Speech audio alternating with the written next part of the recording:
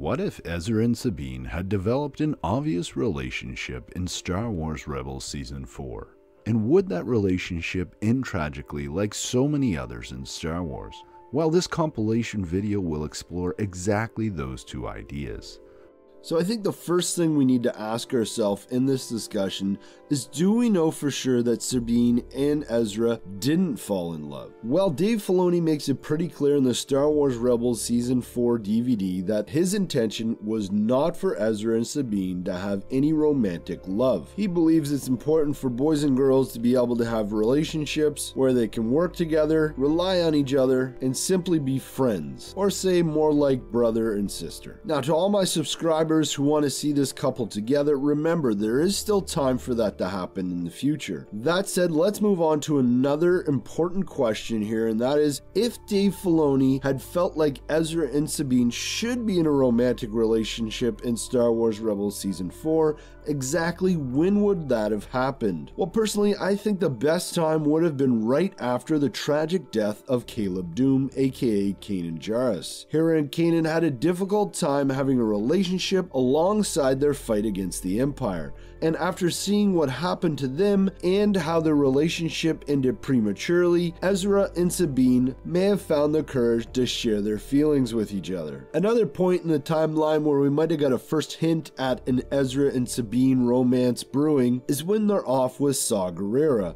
Remember, they're off on their own, they're being independent, they're overcoming adversity, and that sort of thing brings people together. And so it could have brought them together in a romantic way. But when would they have made the relationship public to the rest of the group of rebels? Honestly, I think it would have just been hinted at and then maybe confirmed in the finale. A simple kiss to let everyone in on the romance between the two before they took off for the final mission would have been simple enough. But another interesting question to ask here is, would the love between these two, Ezra and Sabine, have changed anything in the Star Wars Rebels Season 4 ending? And for me, this is a big no. Ezra did what he did out of love for his planet, his parents, and his adopted family. Having romantic love between him and Sabine wouldn't have changed anything. It would have went down exactly the same way. He learned his lesson from Kanan about self-sacrifice the Jedi way, and he was more than willing to sacrifice himself to save Lothal, save the people he loved, and he especially would have done that if he loved Sabine. But that all said, remember, Ezra Bean fans, that Ezra and Sabine could fall in love in the future. Let's hope we get some Ezra Bean action in an upcoming Star Wars animation show. Could Sabine and Ezra's possible relation end tragically? Well, certainly a lot of relationships have ended tragically in Star Wars. Most recently, Hera and Kanan, of course, and probably most notably, Han and Leia. But the list goes on. Anakin and Padme, Obi-Wan and Satine, even Wedge Antilles and Nora Wexley in the Aftermath novels didn't have a happy ending. But many of you in our Star Wars animation community think that Ezra and Sabine will somehow find peace and happiness together. But how could this be? Well, I thought commenter The Hot Dog Man came up with a great answer to this question, stating that I don't think the relationship will end tragically. If you look at the story arc from a narrative perspective, you could say they're already experiencing the tragedy of the relationship with their separation. Yeah, great insight here into their relationship. If they are in love, like so many of us want, then they are already experiencing that tragic event. I'd like to point out that Sabine doesn't even know that Ezra is alive. She has hope that he is alive, and clearly is determined to find out what happened to him, but as far as we know, she doesn't actually know he's alive. I'm a Cabbage gives us another interesting thought, commenting, "No, I don't think Sabine and Ezra's relationship will end tragically, though it may end before its natural course, sure, but there is a subtle difference between those two." And for me, these two comments support each other. They are already living that tragedy in the relationship, so they will at some point move beyond that tragedy, and when they do, the relationship may not endure to the end of time, but it won't finish with a tragic ending. which makes sense for an animation show aimed at younger adults. There is going to be limits to the tragedy. But another question worth asking is how long will it take Sabine to find Ezra? Longtime supporter of the channel Ward suggests that their relationship will probably grow throughout this time they are apart. He states, "We don't know how long it'll take to find Ezra and Thrawn. The search may take up a huge portion of the time between that 30-year gap between Return of the Jedi and The Force Awakens." And again, for me,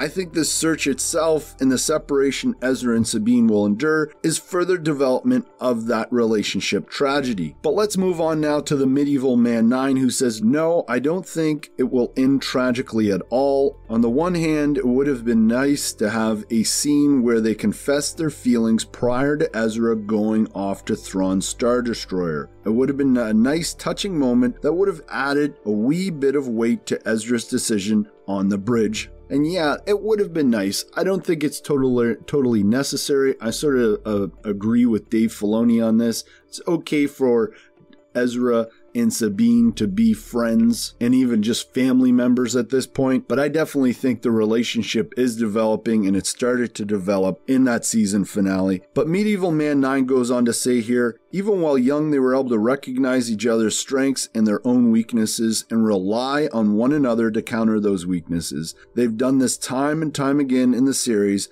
and there's no reason to believe they wouldn't continue to do that when they reunite. Unless Ezra or Sabine ends up dying within a few minutes or days after meeting again, their relationship will already surpass that of Hera and Kanan's, and that alone means that it won't end tragically." Yeah, not to mention that it's just a bit too much repetition. At the beginning of this video, I mentioned all the relationships that have ended tragically. Plus, we have Sabine and Ezra's space family parents and Hera and Kanan. Their relationship ends tragically. It'd be kind of weird if Ezra and Sabine's relationship ended up the same way. But I also have a great comment here from Aaron Johnson. He states, "I think Sabine and Ezra's relationship will end well. We've had too many relationships ending in tragedy. Anakin, Padme, Leia, Han being the most prominent, Kanan, Hera, and Rebels the most recent. I think we are due for a good ending." Yeah, I totally agree, Aaron. As I just mentioned, we are due for a proper relationship, and it's just too much repetition. We need something fresh. If Ezra and Sabine are going to be in a relationship,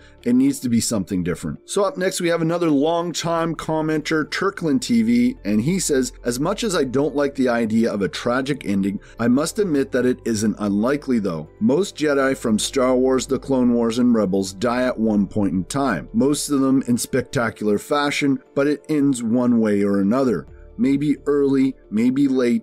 I hope for the second one, of course, but it would be important, and he and Sabine may hopefully have extended their legacy until then, if you understand. It's a possible scenario if Filoni's actually speaking only half-truths so far. Time will tell." And it's a great point you make, Turkland TV. The Jedi in the Clone Wars, the Rebels, even the movies have a habit of dying. Look at Luke in The Last Jedi, sacrificing himself. This is a theme throughout Star Wars, and perhaps that theme is going to be extended to Ezra, though you could argue that he already sacrificed himself by jumping into hyperspace with Thrawn. And again, going back to what I mentioned earlier, it's just the fact that we've seen this so many times. It's about time for something different.